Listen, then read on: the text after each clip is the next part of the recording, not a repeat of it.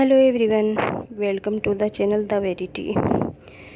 पिछली वीडियो में हमने आपको बताया कि किस तरह डिप्रेशन एक बीमारी बनकर हर उम्र के लोगों को खोखला कर रहा है। चलिए अब जानते हैं डिप्रेशन के बारे में कि हम उससे लड़कर फिर से अपनी ज़िंदगी को वापस पाने का सफ़र किस तरह तय कर सकते हैं। सबसे पहले जानते हैं कि डिप्रेशन क्या होता है। डिप्रेशन को मूड डिसऑर्डर के तौर पर समझा गया है।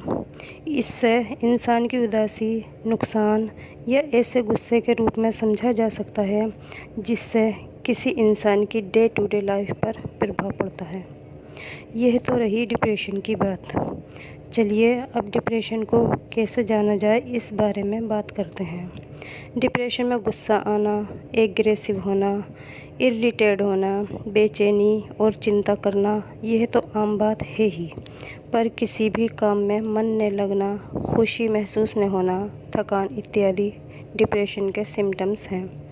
और पेट में और सीने में इस तरह की फीलिंग होना कि जैसे कोई चीज़ हमारे अंदर हाथ डालकर हमारे पेट की चीज़ों को कुचल रही है या कोई चीज़ अंदर वाइब्रेट हो रही है। यह तो थे डिप्रेशन के कुछ सिम्टम्स। अब बात करते हैं डिप्रेशन के प्रकार की। यह 2 प्रकार का होता है। Number 1 major depressive disorder.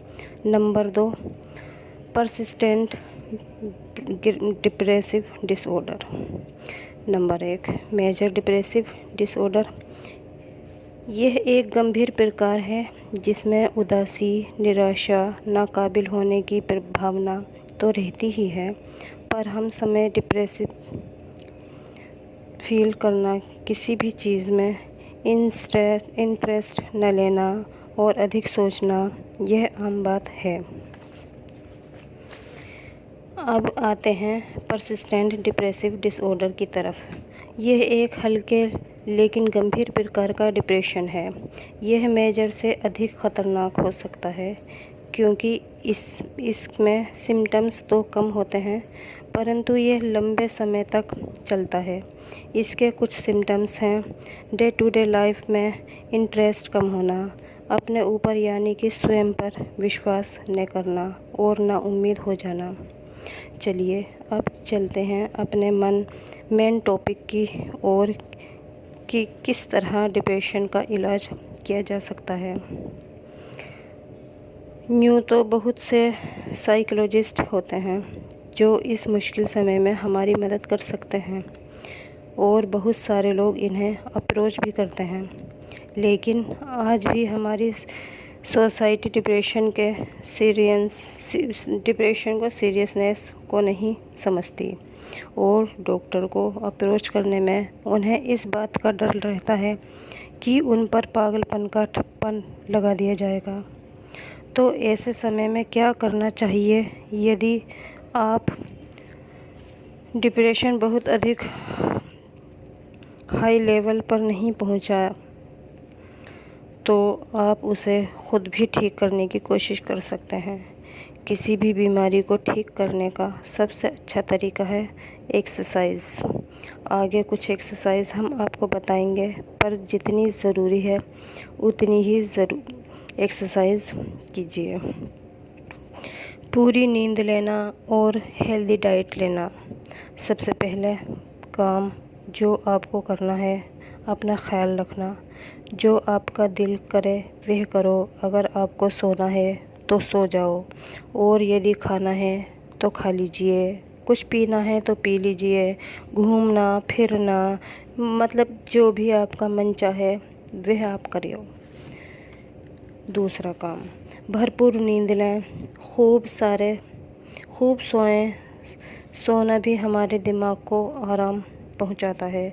तीसरा काम, नेगेटिव लोगों से दूर रहें। जिन लोगों से बात करके दुख गुस्से का अनुभव हो उन लोगों से दूर रहें। चौथा काम, ना कहना सीखें। जो काम अच्छा नहीं लगता वो ना करें। यानी जो आपका मन नहीं चाह रहा जिस काम को करने के लिए, उसको फ़ौरन मना कर दीजिए। उस काम को बिल्कुल मत कीजिए जिस काम में आपका मन नहीं लग रहा। पांचवा काम, खाली ना बैठें, कुछ ना कुछ काम ज़रूर करें। और खुद और सबसे ज़रूरी काम, हंसने की कोशिश करें। ऐसी चीज़ें देखें जिनसे हंसी आए, चाहे वो कोई शो हो, मूवी हो या कुछ भी और पॉजिटिव बुक्स पढ़ें। आइए जानते हैं कुछ एक्सरसाइज के बारे में। नंबर 1, बालासन। इसे इस तरह करें जैसे पिक्चर में दिखाया गया है। घुटनों को पेट से मिलाएं और एड़ियों को आपस में हाथों का स्ट्रेच करें। इसे कम से कम 1 से 3 मिनट तक करते रहें। नंबर 2, भुजंगासन। इसे आप इस प्रकार करें, पेट के बल लेट जाएं, गर्दन और हाथों को जितना कमर की तरफ स्ट्रेच कर सकते हो करें, और टांगों और पैरों को भी, और लंबे लंबे सांस लें। 30 सेकंड तक इसी अवस्था में रहें, फिर थोड़ा नॉर्मल हो जाएं, फिर दोबारा इसी पोस्चर में आ जाएं।